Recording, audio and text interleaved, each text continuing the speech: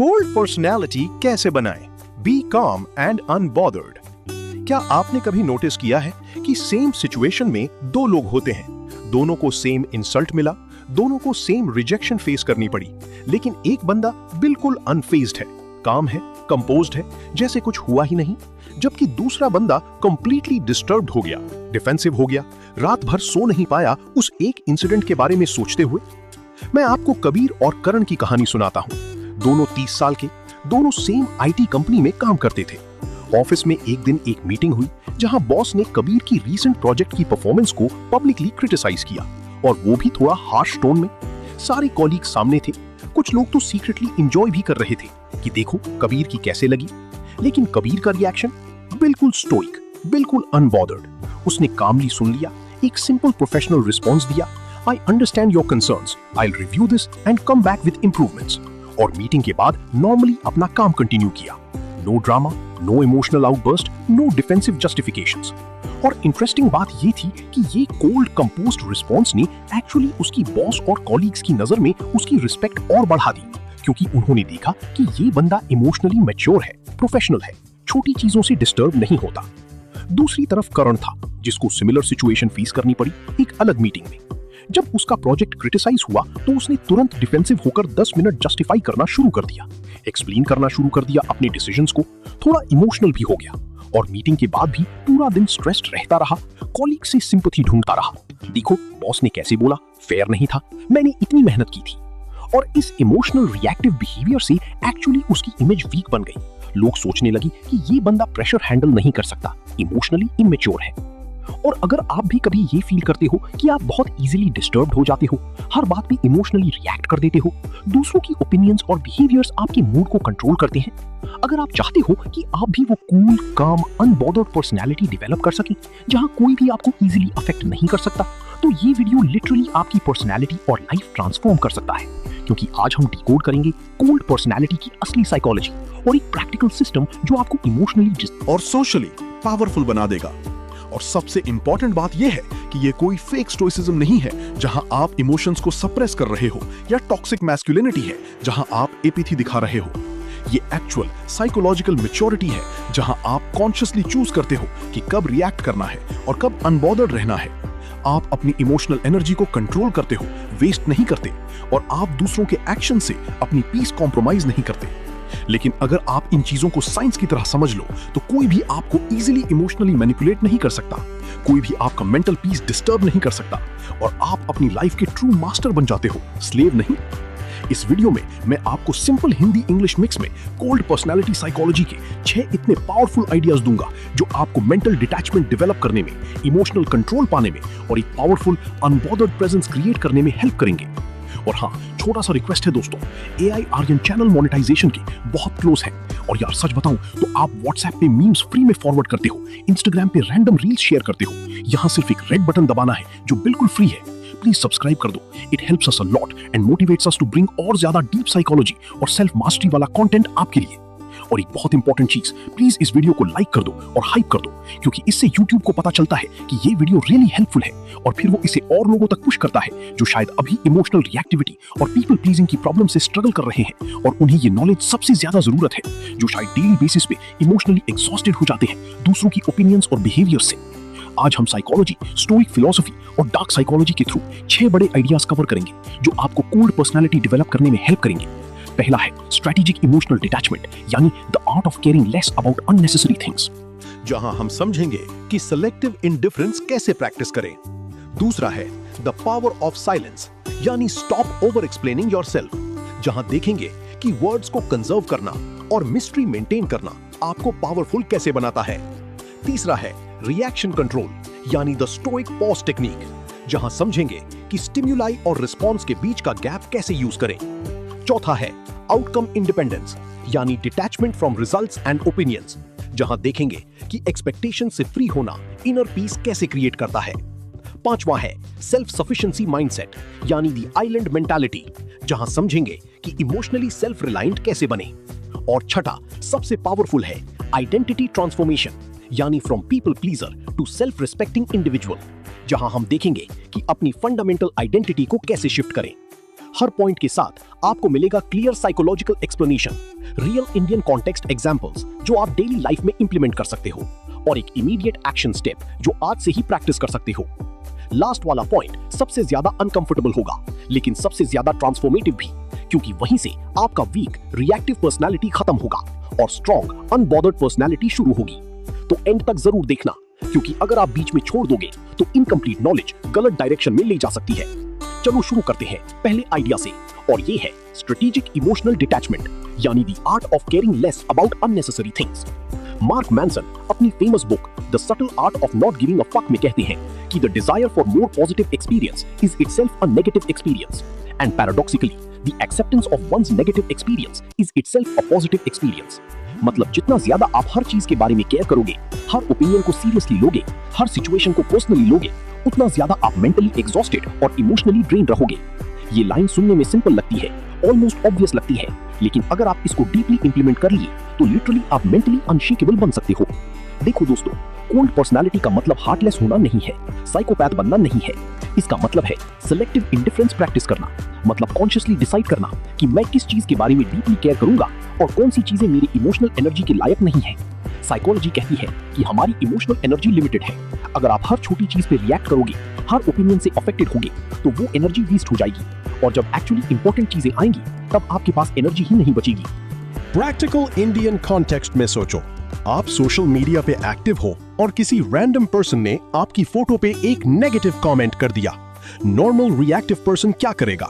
वो पूरा दिन उस कमेंट के बारे में सोचेगा, डिफेंसिव फील करेगा, शायद रिप्लाई भी करेगा जस्टिफाई करते हुए, अपने फ्रेंड्स को बताएगा कि देखो किसी ने क्या कहा, और पूरा मूड खराब कर लेगा एक स्ट्रेंजर की रैंडम ओपिनियन से। लेकिन कोल्ड पर्सनालिटी वाला पर्सन क्या करेगा? वो देखेगा कमेंट को, 2 सेकंड में प्रोसेस करेगा, this person's opinion has no relevance to my life और goals, this is not worth my emotional energy, और सिंपली इग्नोर करके मूव ऑन कर जाएगा। या फिर ऑफिस में देखो, कॉलीग ने कोई सार्कास्टिक रिमार्क पास कर दी आपके काम पे, रिएक्टिव पर्सन तुरंत डिफेंसिव मोड में आ जाएगा, काउंटर आर्ग्यू करेगा, जस्टिफाई करेगा, या फिर उसके बारे में रात भर सोचता रहेगा। कोल्ड पर्सनालिटी वाला पर्सन कंप्लीटली अनफेज्ड रहेगा, न्यूट्रल एक्सप्रेशन मेंटेन करेगा, और या तो कामली एक्नॉलेज कर लेगा, आई अप्रिशिएट योर फीडबैक, और मूव ऑन, या फिर सिंपली इग्नोर कर देगा as if it didn't even register. देखो कैसे सेम सिचुएशन में इमोशनल एनर्जी का कंजर्वेशन हो रहा है। साइकोलॉजी में इसको कहते हैं कंजर्वेशन ऑफ इमोशनल रिसोर्सेज, जहां आप अपनी लिमिटेड मेंटल एनर्जी को स्ट्रेटेजिकली इन्वेस्ट करते हो सिर्फ उन चीजों में जो जेन्युइनली मैटर करती हैं। अब यहाँ पे डार्क साइकोलॉजी का एंगल ये है कि मैनिपुलेटिव लोग डेलिबरेटली ऐसी बातें करते हैं, ऐसे बटन्स पुश करते हैं जो आपको इमोशनली रिएक्टिव बना दें, क्योंकि जब आप इमोशनली रिएक्टिव हो तो आप प्रेडिक्टेबल हो जाते हो, कंट्रोल में आ जाती हो। वो जानते हैं कि अगर मैंने ये बोला तो ये बंदा डिफेंसिव हो जाएगा, एंग्री हो जाएगा, जस्टिफाई करना शुरू कर देगा, और फिर मैं इसको अपने फेवर में यूज कर सकता हूँ। लेकिन अगर आप स्ट्रेटेजिकली डिटैच्ड हो, अगर आप सेलेक्टिवली केयर कर रहे हो, तो ये मैनिपुलेशन टैक्टिक्स फेल हो जाती हैं, क्योंकि आप बीट में नहीं आ रहे। और ये स्कूल में कभी नहीं सिखाया गया, क्योंकि स्कूल ने हमें कंडीशन किया है कि हर क्रिटिसिज्म को सीरियसली लो, हर फीडबैक पे रिएक्ट करो, हर इवैल्यूएशन आपकी आइडेंटिटी डिफाइन करे। सिस्टम चाहता है कि आप इमोशनली रिएक्टिव बनो ताकि आप प्रेडिक्टेबल बनो, कंट्रोल में रहो। लेकिन अगर आप स्ट्रेटेजिकली डिटैच्ड हो तो आप अनप्रेडिक्टेबल हो, और अनप्रेडिक्टेबिलिटी पावर है। ज्यादातर लोग सोचते हैं कि केयरिंग करना ही अच्छा है, सबकी फीलिंग्स कंसिडर करनी चाहिए, सबकी ओपिनियंस मैटर करती हैं। लेकिन सच ये है कि जब आप सबके बारे में केयर करते हो तो आप एक्चुअली किसी के बारे में डीपली केयर नहीं कर पाते, क्योंकि आपकी एनर्जी स्कैटर्ड है। जब आप स्ट्रेटेजिकली डिटैच होते हो अननेसेसरी चीजों से, तब जो जेन्युइनली मैटर्स उसमें आप फुल्ली इन्वेस्ट कर पाते हो।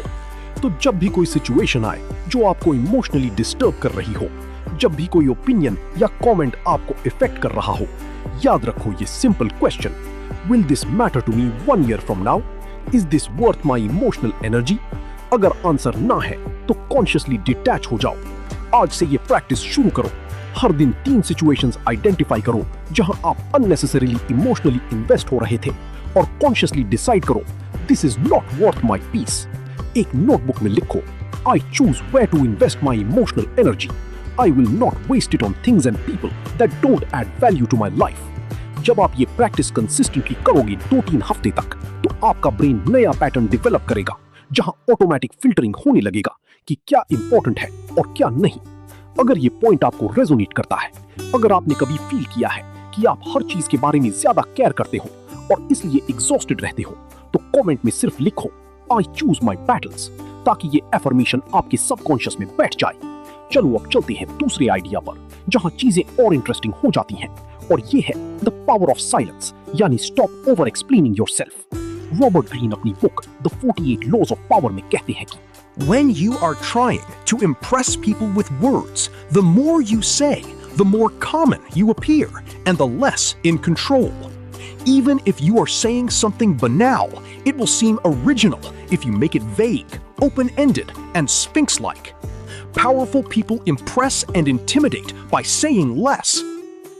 मतलब जितना ज्यादा आप बोलते हो, जस्टिफाई करते हो, एक्सप्लेन करते हो, उतना ज्यादा आप कॉमन, प्रेडिक्टेबल और पावरलेस दिखते हो। और जितना कम बोलते हो, जितना ज्यादा मिस्टीरियस और कंट्रोल्ड दिखते हो, उतना ज्यादा पावरफुल और रिस्पेक्टेड होते हो। देखो दोस्तों, कोल्ड पर्सनालिटी का एक मेजर ट्रेट है मिनिमल कम्युनिकेशन और स्ट्रेटेजिक साइलेंस। इसका मतलब ये नहीं कि आप रूड बनो या एंटी सोशल बनो, इसका मतलब ये है कि आप कॉन्शियसली कंट्रोल करो कि कब बोलना है, कितना बोलना है, और कब साइलेंस पावरफुल है वर्ड्स से ज्यादा। साइकोलॉजी कहती है कि जब आप ज्यादा बोलते हो, specially defending yourself, justifying yourself, explaining yourself, तो आप सिग्नल दे रही हो कि आपको एक्सटर्नल वैलिडेशन चाहिए, आपको अप्रूवल चाहिए, आप इनसिक्योर हो अपने डिसीजंस और एक्शंस के बारे में। लेकिन जब आप कंफर्टेबल हो साइलेंस में, जब आप ओवर एक्सप्लेन नहीं करते, तो आप सिग्नल देते हो कॉन्फिडेंस, सेल्फ एश्योरेंस और आउटकम इंडिपेंडेंस। इंडियन कॉन्टेक्स्ट में प्रैक्टिकल देखो, सोचो फैमिली गैदरिंग है और किसी रिलेटिव ने आपकी करियर चॉइस को क्वेश्चन किया, ये क्या कर रही हो, इसमें स्कोप है, सैलरी कितनी है। आजकल के बच्चे समझते नहीं। नॉर्मल रिएक्टिव और इनसिक्योर पर्सन क्या करेगा? 10 मिनट जस्टिफाई करेगा अपनी चॉइस को, डिफेंड करेगा अपने आप को, स्टैटिस्टिक्स देगा, एग्जांपल्स देगा, डेस्परेटली कन्विंस करने की कोशिश करेगा कि मैं सही हूं। लेकिन कोल्ड पर्सनालिटी वाला पर्सन सिंपली कामली कहेगा I am happy with my choice और टॉपिक चेंज कर देगा, या फिर सिर्फ स्माइल करके साइलेंट रह जाएगा। No justification, no defence, no desperation for approval. और ये काम अनबॉदर्ड साइलेंस एक्चुअली ज्यादा पावरफुल मैसेज देता है कि मैं सिक्योर हूं अपने डिसीजंस में, मुझे तुम्हारी अप्रूवल की जरूरत नहीं है। या फिर ऑफिस में देखो, आपने कोई डिसीजन लिया जो थोड़ा अनकन्वेंशनल था और कॉलीग्स डाउट कर रही है, ये अप्रोच काम करेगा? पहले कभी ऐसे नहीं किया। रिएक्टिव पर्सन तुरंत जस्टिफाई करना शुरू कर देगा, डिफेंड करेगा, कन्विंस करने की कोशिश करेगा। Cold personality person let's see how it plays out बोल के कामली एग्जीक्यूट करेगा विदाउट ओवर एक्सप्लेनिंग, क्योंकि वो जानता है कि रिजल्ट्स बोलेंगे, वर्ड्स नहीं। साइकोलॉजी और न्यूरोसाइंस कहती है कि साइलेंस क्रिएट्स मिस्ट्री और मिस्ट्री क्रिएट्स इंट्रीग और रिस्पेक्ट। जब आप सब कुछ एक्सप्लेन कर देते हो, जस्टिफाई कर देते हो, तो आप प्रिडिक्टेबल बन जाते हो, बोरिंग बन जाते हो। लेकिन जब आप स्ट्रेटेजिकली साइलेंट होते हो, जब आप कम बोलते हो, तब लोग क्यूरियस होते हैं, इंटरेस्टेड होते हैं, आपको सीरियसली लेते हैं। और यहाँ पे डार्क साइकोलॉजी का एंगल ये है कि ओवर एक्सप्लेनिंग वीकनेस का साइन है, जो मैनिपुलेटिव लोग एक्सप्लॉइट करते हैं। जब आप डेस्परेटली एक्सप्लेन कर रहे हो, जस्टिफाई कर रहे हो, तब वो समझ जाते हैं कि ये बंदा अप्रूवल सीक कर रहा है, इनसिक्योर है और ये वल्नरेबल पोजीशन है। वो उस इनसिक्योरिटी को और ज्यादा एक्सप्लॉइट कर सकते हैं। लेकिन जब आप साइलेंट और अनबॉदर्ड हो, जब आप कंफर्टेबल हो अपनी चॉइसेस के साथ बिना जस्टिफाई किए, तब मैनिपुलेशन में कोई ओपनिंग नहीं मिलती। स्कूल में ये कभी नहीं सिखाया गया, क्योंकि स्कूल चाहता था कि आप ऑलवेज एक्सप्लेन करो, जस्टिफाई करो हर आंसर को, हर एक्शन को। टीचर ने पूछा तो डिटेल में बताओ, एग्जाम में ज्यादा लिखो तो ज्यादा मार्क्स। इसलिए हम कंडीशन हो गई कि ज्यादा बोलना, ज्यादा एक्सप्लेन करना इक्वल्स बेटर। लेकिन रियल वर्ल्ड में, स्पेशली पावर डायनामिक्स में, लेस इज मोर। जितना कम बोलो और जितना ज्यादा करो, उतना ज्यादा रिस्पेक्ट मिलती है। तो जब भी आप नोटिस करो कि आप ओवर एक्सप्लेनिंग कर रहे हो, डेस्परेटली जस्टिफाई कर रहे हो, याद रखो ये rule, I don't owe anyone an explanation for my choices, my actions will speak for themselves. आज से ये प्रैक्टिस इंप्लीमेंट करें जो कहती है द 10 वर्ड रूल। जब भी कोई आपकी चॉइस को क्वेश्चन करे या क्रिटिसाइज करे, अपने आप को लिमिट करो मैक्सिमम 10 वर्ड्स में रिस्पॉन्ड करने के लिए, और फिर साइलेंट रहो। Example, I am comfortable with my decision, 5 words. This works for me, 4 words. Let's see what happens, 4 words. बस इतना, और फिर साइलेंस। ये प्रैक्टिस आपको कंफर्टेबल बनाएगी साइलेंस के साथ और आपकी अननेसेसरी जस्टिफिकेशन की हैबिट तोड़ेगी। एक नोटबुक में ये भी लिख, ये वाला पॉइंट थोड़ा अनकंफर्टेबल होगा सुनना, क्योंकि ये डायरेक्टली चैलेंज करेगा आपकी हैबिचुअल पैटर्न्स को। लेकिन अगर आप इसे स्किप करोगे तो आप वही पुरानी रिएक्टिव गलतियां रिपीट करते रहोगे, और ये है रिएक्शन कंट्रोल, यानी the stoic pause technique. Epictetus, stoic philosopher, कहते थे कि it's not what happens to you but how you react to it that matters. मतलब एक्सटर्नल इवेंट्स आपको कंट्रोल नहीं करते, आपका रिएक्शन उन इवेंट्स को आपकी रियलिटी बनाता है। देखो दोस्तों, कोल्ड पर्सनालिटी और रिएक्टिव पर्सनालिटी में सबसे बड़ा फर्क यह है कि कोल्ड पर्सनालिटी वाले लोग स्टिम्युलस और रिस्पॉन्स के बीच डिलिबरेटली पॉज लेते हैं। मतलब जब कोई प्रोवोकेटिव बात बोली जाती है, कोई इंसल्टिंग एक्शन होता है, तो वो इमीडिएटली रिएक्ट नहीं करते, वो पॉज लेते हैं, कॉन्शियसली प्रोसेस करते हैं और फिर थॉटफुली रिस्पॉन्ड करते हैं या फिर इंटेंशनली इग्नोर करते हैं। लेकिन रिएक्टिव लोग, उनका amygdala, emotional brain, immediately hijack कर लेता है प्रीफ्रंटल कॉर्टेक्स, रैशनल ब्रेन को, और वो तुरंत इमोशनल रिएक्शन दे देते हैं जो यूजुअली उनके लिए काउंटर प्रोडक्टिव होता है। साइकोलॉजी कहती है कि जब आप रिपीटेडली पॉज प्रैक्टिस करते हो स्टिम्युलस और रिस्पॉन्स के बीच, तो आप लिटरली अपने ब्रेन को रीवायर कर रहे होते हो, आप अपनी इमोशनल रेगुलेशन को इंप्रूव कर रहे होते हो। इंडियन कॉन्टेक्स्ट में प्रैक्टिकल सिचुएशन देखो। सोचो ट्रैफिक में आप गाड़ी चला रही हो और किसी ने आपको कट कर दिया रूडली और शायद हॉर्न भी बजाया अग्रेसिवली। नॉर्मल रिएक्टिव पर्सन का इंस्टेंट रिस्पॉन्स होगा एंगर, फ्रस्ट्रेशन, शायद हॉर्न बजाना वापस, गाली देना, अग्रेसिव ड्राइविंग करना रिवेंज में। लेकिन कोल्ड पर्सनालिटी वाला पर्सन, वो स्टिम्युलस को नोटिस करेगा, समवन कट मी ऑफ, लेकिन इमीडिएटली रिएक्ट करने की बजाय कॉन्शियसली पॉज लेगा, मेंटली नोट करेगा, I'm feeling annoyed right now, that's natural, और फिर rationally decide करेगा, but reacting won't change anything, it'll just ruin my mood and potentially create a dangerous situation, not worth it, और simply let it go करके अपनी drive continue करेगा peacefully. देखो कैसे same stimulus being cut off, लेकिन completely different response और outcome. या ठीक सोशल सिचुएशन में देखो, किसी ने आपके सामने एक सार्कास्टिक या पैसिव अग्रेसिव कमेंट मारी, रिएक्टिव पर्सन तुरंत डिफेंसिव हो जाएगा, काउंटर अटैक करेगा, आर्ग्यूमेंट शुरू हो जाएगा। कोल्ड पर्सनालिटी पर्सन पॉज लेगा, रिकॉग्नाइज करेगा कि ये बेट है और आइदर कामली और ब्रीफली रिस्पॉन्ड करेगा जो डिफ्यूज करी सिचुएशन को, या फिर कंप्लीट साइलेंस रखेगा as if the comment didn't even register. ये नॉन रिएक्शन एक्चुअली ज्यादा पावरफुल होता है क्योंकि ये फ्रस्ट्रेट करता है दूसरे पर्सन को जो रिएक्शन चाहता था। न्यूरोसाइंस में ये प्रूवन है कि emotional reactions typically 6 to 90 seconds तक पीक पे रहते हैं अगर आप उन्हें फीड ना करो थ्रू एक्शन। मतलब अगर आप 90 सेकंड्स तक सिंपली पॉज रखो, इमोशन को फील करो बट रिएक्ट मत करो, तो वो नेचुरली सबसाइड होने लगता है और आपका रैशनल ब्रेन कंट्रोल ले लेता है। लेकिन अगर आप इमीडिएटली रिएक्ट करते हो तो आप उस इमोशन को फ्यूल दे रहे होते हो और उसको प्रोलॉन्ग कर रहे होते हो। और यहाँ पे डार्क साइकोलॉजी का एंगल ये है कि टॉक्सिक और मैनिपुलेटिव लोग डिलिबरेटली आपको इमोशनली रिएक्टिव बनाने की कोशिश करते हैं। वो जानते हैं कि जब आप इमोशनल हो तो आप इरैशनल हो, वल्नरेबल हो, कंट्रोल में आ जाते हो। इसलिए वो प्रोवोकेटिव बातें करते हैं, बटन्स पुश करते हैं ताकि आप रिएक्ट करो और फिर वो उस रिएक्शन को अगेंस्ट यू यूज करें। देखो कितने इमैच्योर हो, कितने अग्रेसिव हो। लेकिन अगर आप पॉज प्रैक्टिस करते हो, अगर आप स्टोइकली काम रहते हो, तो ये टैक्टिक्स फेल हो जाती हैं। स्कूल में ये कभी नहीं सिखाया गया। एक्चुअली स्कूल ने ऑपोजिट सिखाया। इंस्टेंट रिस्पॉन्सेस चाहिए थे, क्विक रिएक्शंस चाहिए थे। लेकिन लाइफ में, स्पेशली इमोशनली चार्ज्ड सिचुएशंस में, पॉज और थॉटफुल रिस्पॉन्स हमेशा बेटर है देन इंस्टेंट रिएक्शन। तो जब भी कोई इमोशनली ट्रिगरिंग सिचुएशन हो, कोई इंसल्ट करे, कोई फ्रस्ट्रेट करे, कोई प्रोवोक करे, याद रखो ये golden practice: pause, breathe, feel but don't react, choose my response consciously. आज से ये इंप्लीमेंट करो जिसे मैं कहता हूं द 5 ब्रेथ रूल।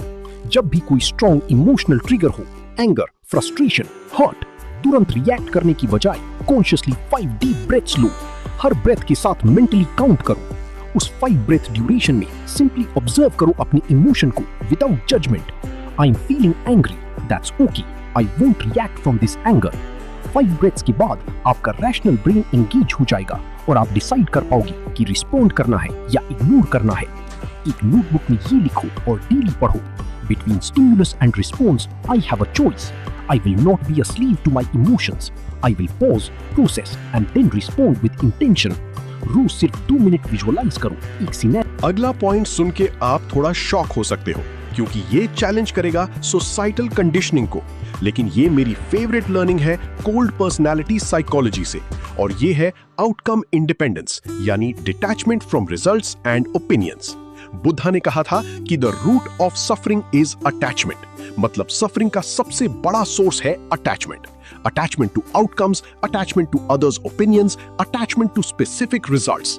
और जब आप अटैच्ड होते हो तो आप इमोशनली वल्नरेबल होते हो, क्योंकि जो भी आप अटैच्ड हो उसको लूज करने का डर हमेशा रहता है। देखो दोस्तों, कोल्ड पर्सनालिटी का एक कोर प्रिंसिपल है आउटकम इंडिपेंडेंस, मतलब आप अपना बेस्ट एफर्ट देते हो, अपनी वैल्यूज के अकॉर्डिंग एक्ट करते हो, लेकिन फिर आउटकम को कंप्लीटली रिलीज कर देते हो। आप इमोशनली इन्वेस्टेड नहीं होते स्पेसिफिक रिजल्ट्स में, क्योंकि आप समझते हो कि रिजल्ट्स बहुत सारी फैक्टर्स पे डिपेंड करते हैं जो आपके कंट्रोल में नहीं है। ये अप्रोच पैराडॉक्सिकली आपको ज्यादा सक्सेसफुल बनाता है, क्योंकि जब आप आउटकम एंजाइटी से फ्री होते हो तो आप प्रेजेंट मोमेंट में बेटर परफॉर्म करते हो, ज्यादा क्रिएटिव होते हो, ज्यादा कॉन्फिडेंट होते हो। इंडियन कॉन्टेक्स्ट में देखो, आप किसी को जेन्युइनली पसंद करते हो, इंटरेस्ट है रिलेशनशिप में। नॉर्मल अटैच्ड पर्सन क्या करेगा? डेस्परेटली वो आउटकम चाहेगा कि ये पर्सन रेसिप्रोकेट करे, अप्रूव करे, रिलेशनशिप काम करे एग्जैक्टली जैसे वो चाहता है। और जब थोड़ी भी अनसर्टेनिटी होगी या रिजेक्शन का हिंट मिलेगा तो वो इमोशनली टूट जाएगा, ओवरथिंक करेगा, डेस्परेट एक्शंस लेगा। लेकिन आउटकम इंडिपेंडेंट पर्सन, वो जेन्युइनली एक्सप्रेस करेगा अपनी फीलिंग्स, ऑनेस्ट रहेगा अपने इंटेंशंस के बारे में, लेकिन फिर कंप्लीटली डिटैच्ड रहेगा रिजल्ट से। I expressed my truth, now whatever happens, happens. If they reciprocate, great. If they don't, that's okay too. My peace is not dependent on their response. देखो कैसे सेम सिचुएशन लेकिन completely different emotional state. या फिर career में देखो, आपने एक important interview दिया, बेस्ट प्रिपरेशन किया, अच्छा परफॉर्म किया। अटैच्ड पर्सन वीक्स तक एंग्शियस रहेगा रिजल्ट के लिए, पूरा मूड डिपेंडेंट होगा रिजल्ट पे। आउटकम इंडिपेंडेंट पर्सन इंटरव्यू के बाद मूव ऑन कर जाएगा। I did my best, now the result is not in my control. I'll focus on next opportunities regardless of this outcome. ये डिटैचमेंट आपको mentally free रखता है। Psychology कहती है कि attachment creates fear of loss, fear of rejection, fear of failure. और ये fear आपकी परफॉर्मेंस को हैम्पर करता है और आपकी पीस को डिस्टर्ब करता है। डिटैचमेंट क्रिएट्स फ्रीडम से मिस्टेक्स, फ्रीडम से जजमेंट, फ्रीडम से एंजाइटी। और ये फ्रीडम आपको एम्पावर करता है। और यहाँ पे डार्क साइकोलॉजी एंगल ये है कि मैनिपुलेटिव लोग डिलिबरेटली आपकी अटैचमेंट्स को टारगेट करते हैं। अगर उन्हें पता है कि आप किसी आउटकम से डेस्परेटली अटैच्ड हो, तो वो उस अटैचमेंट को एक्सप्लॉइट करेंगे, इमोशनली ब्लैकमेल करेंगे, कंडीशंस इंपोज करेंगे, कंट्रोल करेंगे। लेकिन अगर आप आउटकम इंडिपेंडेंट हो, अगर आप जेन्युइनली डिटैच्ड हो रिजल्ट से, तो ये मैनिपुलेशन इम्पॉसिबल हो जाती है, क्योंकि आपके पास खोने के लिए कुछ नहीं है इमोशनली। स्कूल ने हमें ऑपोजिट सिखाया, results matter, marks matter, rank matter, outcome ही सब कुछ है। इसलिए हम आउटकम ऑब्सेस्ड हो गए और इमोशनली फ्रेजाइल बन गए, क्योंकि हमारी हैप्पीनेस और सेल्फ वर्थ आउटकम्स पे डिपेंडेंट हो गई। लेकिन सच ये है कि जो लोग आउटकम से डिटैच्ड होते हैं वो पैराडॉक्सिकली ज्यादा अचीव करते हैं, क्योंकि उनका परफॉर्मेंस एंजाइटी फ्री होता है। तो जब भी आप नोटिस करो कि आप किसी आउटकम से डेस्परेटली अटैच्ड हो, जब भी फील हो कि आपकी पीस किसी स्पेसिफिक रिजल्ट पे डिपेंडेंट है, याद रखो ये stoic principle, I control my effort and my attitude, I don't control outcomes, I will give my best and release the rest. आज रात को ये पावरफुल एक्सरसाइज करो। एक पेपर पे 2 कॉलम्स बनाओ। पहले कॉलम में लिखो व्हाट आई कैन कंट्रोल और दूसरे में what I can not control. फिर अपनी करंट सिचुएशंस लो, जॉब, रिलेशनशिप, हेल्थ, और ऑनेस्टली आइडेंटिफाई करो क्या आपके कंट्रोल में है, your effort, your preparation, your behaviour, your attitude, और क्या नहीं है, others decisions, circumstances, final results. जो आपके कंट्रोल में नहीं है उससे इमोशनली डिटैच होने का कॉन्शियस डिसीजन लो। रोज सिर्फ 2 मिनट के लिए ये मंत्र बोलो, I release all attachment to outcomes, I will begin. Focus on my actions, not reactions. I trust the process and surrender the results.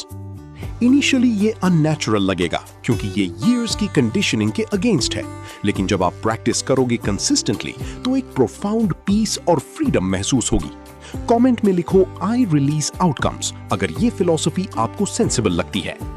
अब तक हमने एक्सटर्नल स्ट्रैटेजीज देखे, स्ट्रेटेजिकली डिटैच होना, साइलेंट रहना, पॉज लेना, आउटकम्स रिलीज करना।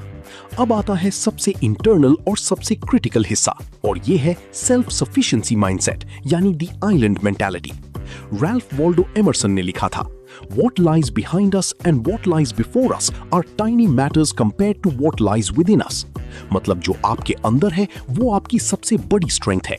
External validation या external circumstances से ज्यादा इंपॉर्टेंट है इंटरनल सेल्फ रिलायंस। देखो दोस्तों, कोल्ड पर्सनालिटी की फाउंडेशन है इमोशनल और मेंटल सेल्फ सफिशिएंसी। इसका मतलब है कि आप अपनी हैप्पीनेस, अपनी पीस, अपनी वर्थ किसी एक्सटर्नल सोर्स पे डिपेंडेंट नहीं रखते, न किसी पर्सन पे, न किसी अचीवमेंट पे, न किसी वैलिडेशन पे। आप एक इमोशनल आइलैंड की तरह हो, जहां आप सेल्फ कंटेन्ड हो, कंप्लीट हो अपने आप में। ये आइलैंड मेंटालिटी का मतलब एंटी सोशल होना नहीं है या रिलेशनशिप्स को रिजेक्ट करना नहीं है। इसका मतलब ये है कि रिलेशनशिप्स और कनेक्शंस आपकी लाइफ को एनहांस करते हैं, लेकिन डिफाइन नहीं करते। आप अकेले भी कंप्लीट हो, और ये सेल्फ सफिशिएंसी एक मैग्नेटिक क्वालिटी है जो नेचुरली लोग को अट्रैक्ट करती है। इंडियन सोसाइटी में ये कॉन्सेप्ट थोड़ा एलियन लगता है, क्योंकि कल्चरली हमें सिखाया गया है कि आप फैमिली पे डिपेंडेंट हो, सोसाइटी पे डिपेंडेंट हो, रिलेशनशिप्स में अपनी आइडेंटिटी ढूंढो। लोग क्या कहेंगे, ये स्टेटमेंट इटसेल्फ शोज कि हमारी डिसीजन मेकिंग एक्सटर्नल है, इंटरनल नहीं। लेकिन साइकोलॉजी और स्पेशली कोल्ड पर्सनालिटी डेवलपमेंट के लिए सेल्फ सफिशिएंसी क्रूशियल है। सोचो, आप वीकेंड पे अकेले हो, कोई प्लान्स नहीं, कोई कंपनी नहीं। इमोशनली डिपेंडेंट पर्सन एंग्शियस हो जाएगा, बोर हो जाएगा, डेस्परेटली किसी को मैसेज करेगा प्लान्स बनाने के लिए, क्योंकि वो अनकंफर्टेबल है अपनी कंपनी के साथ। लेकिन सेल्फ सफिशिएंट पर्सन, वो कंप्लीटली कंफर्टेबल होगा अकेले। वो अपने हॉबीज एंजॉय करेगा, रीड करेगा, रिफ्लेक्ट करेगा, या सिंपली अपनी सॉलिट्यूड को इंब्रेस करेगा बिना किसी एंजाइटी के। ये सेल्फ सफिशिएंसी स्ट्रेंथ का साइन है, वीकनेस का नहीं। या फिर रिलेशनशिप्स में देखो, इमोशनली डिपेंडेंट पर्सन अपनी हैप्पीनेस पार्टनर पे डिपेंड करता है। वो खुश है तो मैं खुश, वो अपसेट है तो मैं अपसेट। लेकिन सेल्फ सफिशिएंट पर्सन अपनी हैप्पीनेस अपने हाथ में रखता है। पार्टनर रिलेशनशिप को एनरिच करता है, लेकिन डिफाइन नहीं करता। न्यूरोसाइंस और साइकोलॉजी रिसर्च दिखाती है कि जो लोग इमोशनली सेल्फ सफिशिएंट होते हैं, वो सिग्निफिकेंटली ज्यादा रिजिलिएंट होते हैं, ज्यादा हैप्पी होते हैं लॉन्ग टर्म में, और एक्चुअली उनके रिलेशनशिप्स भी ज्यादा हेल्दी होते हैं, क्योंकि वो नीडी या कोडिपेंडेंट नहीं होते। और यहाँ पे डार्क साइकोलॉजी एंगल ये है कि मैनिपुलेटर्स और टॉक्सिक लोग स्पेसिफिकली उन लोगों को टारगेट करते हैं जो इमोशनली डिपेंडेंट होते हैं, क्योंकि डिपेंडेंट लोग इजीली कंट्रोल हो जाते हैं। अगर आप किसी की अप्रूवल के, किसी की कंपनी के, किसी की वैलिडेशन के डेस्परेटली डिपेंडेंट हो, तो वो पर्सन आपको इजीली मैनिपुलेट कर सकता है उस डिपेंडेंसी को एक्सप्लॉइट करके। लेकिन अगर आप सेल्फ सफिशिएंट हो, अगर आप जेन्युइनली कंफर्टेबल हो अपने साथ और डिपेंडेंट नहीं हो एक्सटर्नली, तो मैनिपुलेशन का कोई ग्राउंड नहीं मिलता। स्कूल ने ये कभी नहीं सिखाया। एक्चुअली स्कूल ने डिपेंडेंसी एनकरेज की। टीचर पे डिपेंड करो नॉलेज के लिए, मार्क्स पे डिपेंड करो वैलिडेशन के लिए, पीयर ग्रुप पे डिपेंड करो आइडेंटिटी के लिए। सिस्टम चाहता था कि आप डिपेंडेंट बनो ताकि कंट्रोल में रहो। लेकिन ट्रू पावर और true cold personality self sufficiency से आती है। तो जब भी आप नोटिस करो कि आप एक्सटर्नली डिपेंडेंट महसूस कर रहे हो, किसी की अप्रूवल के लिए, किसी की कंपनी के लिए, किसी की ओपिनियन के लिए, याद रखो ये principal: I am complete within myself. Others add to my life but don't complete it. My happiness is my responsibility. आज से ये प्रैक्टिस इंप्लीमेंट करो। हर वीक कम से कम एक दिन डिलिबरेटली अकेले टाइम स्पेंड करो, बिना फोन के, बिना डिस्ट्रैक्शंस के। सिंपली अपने साथ टाइम बिताओ, जर्नल करो, मेडिटेट करो, वॉक करो, थिंक करो। इनिशियली अनकंफर्टेबल लगेगा, क्योंकि हम कांस्टेंट स्टिम्युलेशन और कंपनी के एडिक्टिव हो गए हैं, लेकिन ग्रेजुअली आप कंफर्टेबल होते जाओगे अपनी सॉलिट्यूड के साथ, और ये सेल्फ सफिशिएंसी बढ़ती जाएगी। एक नोटबुक में ये लिखो: I am an island. I am complete. I am self-sufficient. I don't need external validation to know my worth. I don't need constant company to feel whole. रोज सिर्फ 2 मिनट के लिए mirror के सामने खड़े हो जाओ और अपने आप से बोलो: I am enough. I enjoy my own company. I am my own best friend. My peace comes from within, not from without. 21 दिन कंसिस्टेंट प्रैक्टिस में आपको एक प्रोफाउंड शिफ्ट महसूस होगा, जहां आप नेचुरली कम नीडी होते जाओगे और ज्यादा सेल्फ कंटेन्ड। कमेंट में लिखो I am complete अगर आप कमिटेड हो सेल्फ सफिशिएंसी डेवलप करने के लिए। यही वो लाइन है जहां से victim mindset, people pleaser mentality खत्म होती है और true self respecting cold personality शुरू होती है। और ये है आइडेंटिटी ट्रांसफॉर्मेशन, यानी from people pleaser to self respecting individual. Friedrich Nietzsche ने कहा था, he who has a why to live can bear almost any how। लेकिन कोल्ड पर्सनालिटी के कॉन्टेक्स्ट में ये कोट थोड़ा मॉडिफाई होकर बनता है, he who knows who he is can remain unbothered by what others think he is। मतलब जब आप अपनी आइडेंटिटी स्पष्ट रूप से जानते हो, अपनी वैल्यूज डीपली समझते हो, अपनी बाउंड्रीज फर्मली सेट करते हो, तो दूसरों की ओपिनियंस, जजमेंट्स या बिहेवियर्स आपको इजीली शेक नहीं कर सकते। देखो दोस्तों, अधिकतर लोग की पर्सनालिटी रिएक्टिव है। वो डिफाइन होती है सर्कमस्टेंसेस से, से, दूसरों की एक्सपेक्टेशन से, सोसाइटल प्रेशर से। लेकिन कोल्ड पर्सनालिटी प्रोएक्टिव है, ये सेल्फ डिफाइंड होती है, वैल्यूज ड्रिवन होती है, इंटरनली एंकर्ड होती है। और ये शिफ्ट विक्टिम से विक्टर का है, पपेट से मास्टर का है, पीपल प्लीजर से सेल्फ रिस्पेक्टर का है। साइकोलॉजी कहती है कि आइडेंटिटी लेवल चेंजेस सबसे प्रोफाउंड और सस्टेनेबल होती है। अगर आप सिर्फ बिहेवियर चेंज करते हो, मैं कम रिएक्ट करूंगा। इंडियन कॉन्टेक्स्ट में देखो, ट्रेडिशनली हमें सिखाया गया है कि दूसरों को खुश करना आपकी रिस्पॉन्सिबिलिटी है, एल्डर्स की हर बात मानना है, सोसाइटी की एक्सपेक्टेशंस पूरी करनी है।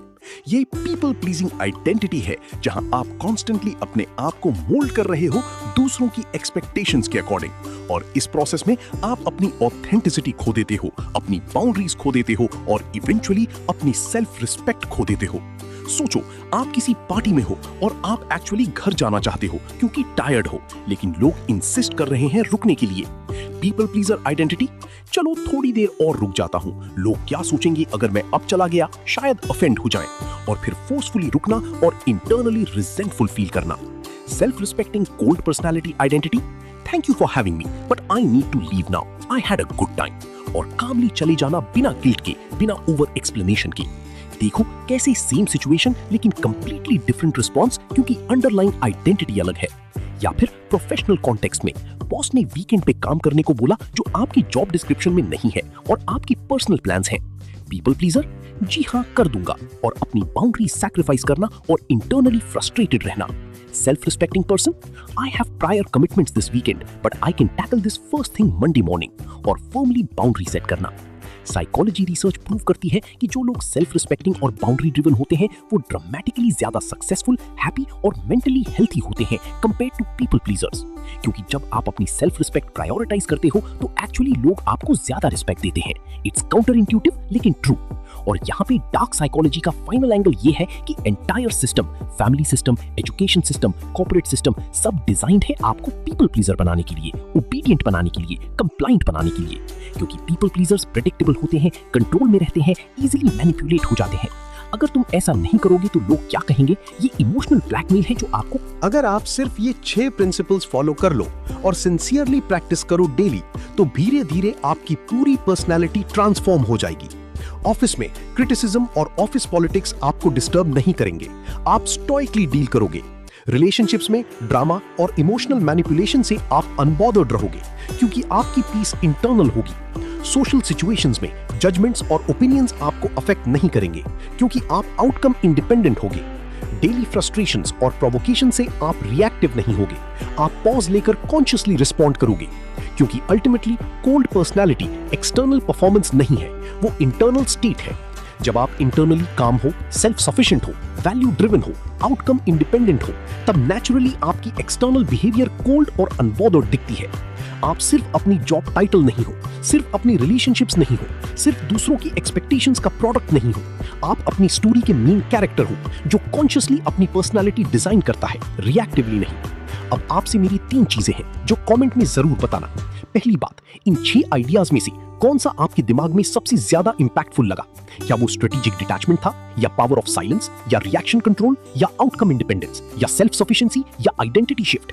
दूसरी बात, क्या आपने पहले कभी कोल्ड पर्सनालिटी को इस साइकोलॉजिकल फ्रेमवर्क से देखा था, या आज पहली बार समझा कि ये एक्चुअली कॉन्शियस प्रैक्टिसेस हैं जो डेवलप की जा सकती हैं, ये नेचुरल ट्रीट नहीं? तीसरी बात, कौन सा एक स्पेसिफिक एक्शन स्टेप आप कल से इंप्लीमेंट करने वाली हो जेन्युइनली? क्या आप 5 ब्रेथ रूल ट्राई करोगी, या 10 वर्ड रूल, या सेल्फ सफिशिएंसी प्रैक्टिस, या आइडेंटिटी अफर्मेशंस? स्पेसिफिक बताना कमेंट में, क्योंकि जब आप पब्लिकली कमिट करती हो तो अकाउंट। और हाँ दोस्तों, अगर आप यहाँ तक पहुंच गए हो, मतलब आपने 27-30 मिनट्स इन्वेस्ट किए अपनी पर्सनालिटी ट्रांसफॉर्मेशन में, ये कमिटमेंट इटसेल्फ प्रूव करती है कि आप सीरियस हो ग्रोथ के बारे में। अब बस एक लास्ट काम करना है इमीडिएटली। अभी के अभी इस वीडियो को लाइक कर दो, क्योंकि जब आप लाइक करते हो तो YouTube को सिग्नल जाता है कि ये कंटेंट वैल्यूएबल है और इसे और लोगों तक पहुंचाना चाहिए जो शायद इमोशनल रिएक्टिविटी और पीपल प्लीजिंग की वजह से अपनी पीस और पावर खो रहे हैं। और अगर आपने अभी तक चैनल सब्सक्राइब नहीं किया है तो प्लीज आज ही कर दो। जेन्युइनली बताऊं तो हम मोनेटाइजेशन के बहुत क्लोज हैं और हर एक सब्सक्रिप्शन, हर एक लाइक, हर एक कमेंट बहुत मैटर करता है। यहाँ AI आर्यन चैनल पे हम regularly psychology, philosophy, self help और प्रैक्टिकल पर्सनालिटी डेवलपमेंट टॉपिक्स को इंडियन कॉन्टेक्स्ट के साथ डीप डाइव करते हैं, बिल्कुल ऑडियो बुक स्टाइल में, ताकि आप आसानी से समझ सको और रियल लाइफ में इंप्लीमेंट कर सको। ये वो नॉलेज है जो स्कूल में कभी नहीं सिखाया जाता, लेकिन जो एक्चुअली आपकी रियल वर्ल्ड इफेक्टिवनेस और मेंटल पीस को ड्रामेटिकली इंप्रूव करता है। आप OTT प्लेटफॉर्म्स पे पैसे खर्च करते हो एंटरटेनमेंट के लिए, यहाँ सिर्फ एक रेड बटन दबाना है जो कंप्लीटली फ्री है, बट क्रिएटर के लिए बहुत बड़ा डिफरेंस बनाता है हमारी जर्नी में। प्लीज सब्सक्राइब कर दो, इस वीडियो को शेयर कर दो उन लोगों के साथ जो शायद इस ट्रांसफॉर्मेशन से बेनिफिट ले सकते हैं। अगर आपको ये वीडियो लाइफ चेंजिंग लगी तो उसके बाद ये वाली वीडियो जरूर देखो, इमोशनली स्ट्रॉन्ग कैसे बने या ओवरथिंकिंग से कैसे निकले, डिपेंडिंग ऑन आपकी नेक्स्ट प्रायोरिटी क्या है। लिंक डिस्क्रिप्शन में और एंड स्क्रीन पे मिलेगा, जरूर देखना, क्योंकि ये सब टॉपिक्स डीपली इंटरकनेक्टेड हैं। और जब आप मल्टीपल डायमेंशन से पर्सनालिटी मास्टरी समझते हो तो ट्रांसफॉर्मेशन बहुत ज्यादा होलिस्टिक और परमानेंट होता है। वहां मिलते हैं एक और पावरफुल सिस्टम के साथ। लास्ट में ये याद रखना दोस्तों, जितना कम आप रिएक्ट करोगे और जितना ज्यादा कॉन्शियसली रिस्पॉन्ड करोगे, उतना ज्यादा आप पावरफुल बनोगे। जितना ज्यादा आप इंटरनली एंकर्ड होगे और एक्सटर्नली डिटैच्ड होगे, उतनी ज्यादा पीस और रिस्पेक्ट मिलेगी। और जितना ज्यादा आप पीपल प्लीजर से सेल्फ रिस्पेक्टर बनोगे, उतना ज्यादा ऑथेंटिक और कॉन्फिडेंट लाइफ जियोगे। कोल्ड पर्सनालिटी कोई नेगेटिव ट्रेट नहीं है, ये इमोशनल मैच्योरिटी है, ये कॉन्शियस सेल्फ कंट्रोल है, ये स्ट्रेटेजिक डिटैचमेंट है, ये हार्टलेस होना नहीं है, ये सिलेक्टिवली केयरिंग होना है, ये एंटी सोशल होना नहीं है, ये सेल्फ सफिशिएंट होना है, ये रूड होना नहीं है, ये अनबॉदर्ड होना है। आज से आप डिसाइड करो कि अब मैं दूसरों के इमोशंस, ओपिनियंस और बिहेवियर्स का पपेट नहीं रहूंगा। अब मैं अपनी इमोशनल स्टेट का मास्टर बनूंगा। अब मैं रिएक्टिव नहीं, रिस्पॉन्सिव बनूंगा। अब मैं पीपल प्लीजर नहीं, सेल्फ रिस्पेक्टर बनूंगा। ये ट्रांसफॉर्मेशन एक जर्नी है, एक डेस्टिनेशन नहीं। कभी कभी आप स्लिप करोगी, कभी कभी इमोशनली रिएक्टिव हो जाओगी, कभी कभी पीपल प्लीजिंग करने लगोगी। और दैट्स कंप्लीटली नेचुरल और ओके। इंपॉर्टेंट ये नहीं कि आप कभी गलती ना करो, इंपॉर्टेंट ये है कि जब करो तो जल्दी रिकॉग्नाइज करो और कॉन्शियसली शिफ्ट हो जाओ back to your cold, composed, unbothered state. हर बार जब आप ऐसा करते हो, आप एक वोट दे रहे होते हो कोल्ड पर्सनालिटी आइडेंटिटी के फेवर में, और इनफ वोट्स के बाद वो आपकी परमानेंट आइडेंटिटी बन जाती है, जहां काम और अनबॉदर्ड रहना आपकी डिफॉल्ट स्टेट बन जाती है। एफर्ट नहीं लगती। तो क्या आप रेडी हो इस ट्रांसफॉर्मेशन के लिए? अगर हां, तो कमेंट में लिखो आई एम अनबॉदर्ड और मुझे कल बताना कि पहला प्रैक्टिकल स्टेप कैसा रहा। क्या आपने कोई टेक्निक इंप्लीमेंट की? ये था AI आर्यन। मिलते हैं अगली वीडियो में एक और गेम चेंजिंग साइकोलॉजी टॉपिक के साथ। टेक केयर और याद रखो, जितना कम आप रिएक्ट करोगे उतना ज्यादा आप पावरफुल बनोगे, और जितना ज्यादा आप सीखोगे और इंप्लीमेंट करोगे उतनी ही तेज आपकी ग्रोथ होगी। आप पपेट नहीं हो जिनकी स्ट्रिंग्स दूसरों के हाथ में हो, आप मास्टर हो अपनी इमोशनल स्टेट के। कोल्ड पर्सनालिटी आपका बर्थ राइट है, बस क्लेम करना सीखना है थ्रू कंसिस्टेंट प्रैक्टिस।